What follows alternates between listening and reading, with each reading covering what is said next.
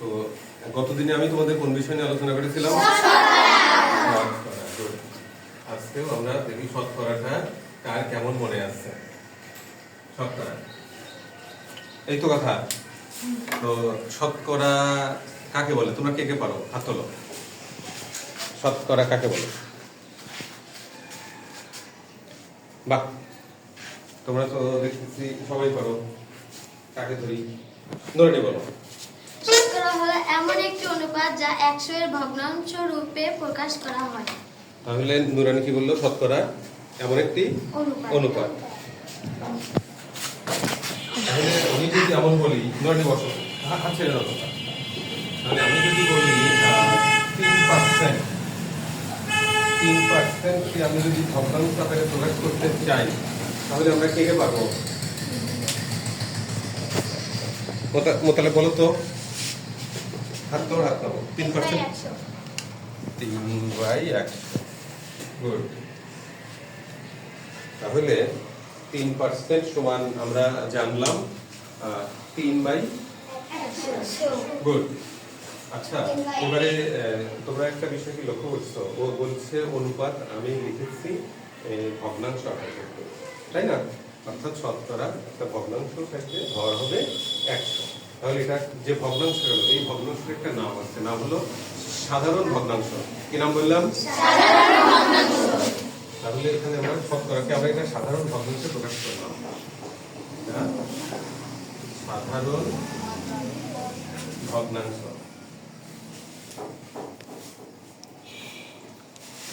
সাধারণ ভগ্নাংশ। এবারে এমন যদি বলি আমি তোমাদের যে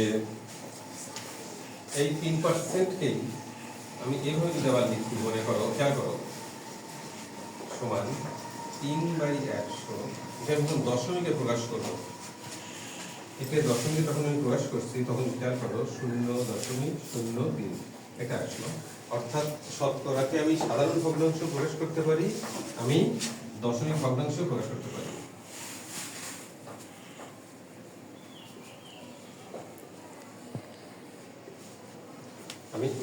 আমি দশমিক ভগ্নাংশেও প্রকাশ করতে পারি। ঠিক আছে? তোমরা বুঝতেছো তো? তোমরা সবাই বুঝতেছো? তো যাই হোক, এবারে আমরা যে লিখলাম বোর্ডটা, তোমরা তো দেখতেছো যে কিভাবে আমরা শতকরা থেকে আমরা সাধারণ ভগ্নাংশে গেলাম এবং কিভাবে আমরা শতকরা থেকে দশমিক ভগ্নাংশে গেলাম। তো যাই হোক, এবারে আমি যদি বলি যে 8%কে শতকরায় প্রকাশ করতে হবে, কে কে পারবে? 8%। বাহ, তোমরা তো সবাই লক্ষ্মী ছেলে মেয়ে, সবাই ভালো পারো। আচ্ছা, পাভেল দাঁড়াও, হাত ছেড়ে দাও তোমরা। 8%কে আমরা কি লিখবো? শতকরা, হ্যাঁ, সাধারণ ভগ্নাংশে প্রকাশ। 8% সমান 8 এর নিচে 100, অর্থাৎ 8/100। ঠিক বলছে? দাও তালি, সবাই তালি হবে। হ্যাঁ, বসো পাভেল, বসো। এবারে আমি যদি এমন বলি যে 8%কেই আমি যদি দশমিক ভগ্নাংশে প্রকাশ করতে চাই, তাহলে তোমরা কে কে পারবে? হাত তোলো। 8%কে দশমিক ভগ্নাংশ। বাহ, গুড। লিখন বলো তো, হাত ছেড়ে দাও তোমরা। 8%কে দশমিক ভগ্নাংশে প্রকাশ। 8/100 সমান 0.08।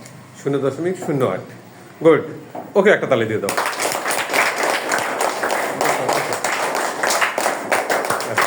হয়েছে। এবারে দেখো, আমরা যদি শতকরা এবং সাধারণ ভগ্নাংশের পয়েন্ট এভাবে আসি, যদি আমি এমন লিখতাম যে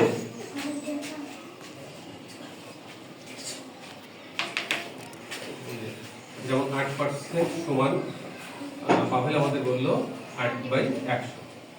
লক্ষ্য করো, আমরা এটা লিখলাম ঠিকই, কিন্তু এটাকে আমরা পরবর্তীতে লঘিষ্ঠ আকারে প্রকাশ করে দেব। অর্থাৎ এই 8 এবং 100কে আমরা কেটে দিব। অর্থাৎ 4 × 2 = 8। কত? 25 অর্থাৎ এটা হলো 2 এর নিচে 25, 2/25। এইভাবে আমরা যে কোনো ভগ্নাংশকে আমরা শতকরায় প্রকাশ করতে শতকরা যেমন প্রকাশ করতে পারবো, আবার দশমিকেও আমরা প্রকাশ করতে পারবো। তো যাই হোক, তোমরা আমাদেরকে এই ক্লাসে সবাই খুব প্রাণবন্ত ছিলে। এবারে আমরা নতুন বিষয় নিয়ে আমরা আলোচনা করব। তোমাদের সবাইকে অসংখ্য ধন্যবাদ, পুরাতন বিষয়টা তোমরা মনে রেখেছো এই কারণে।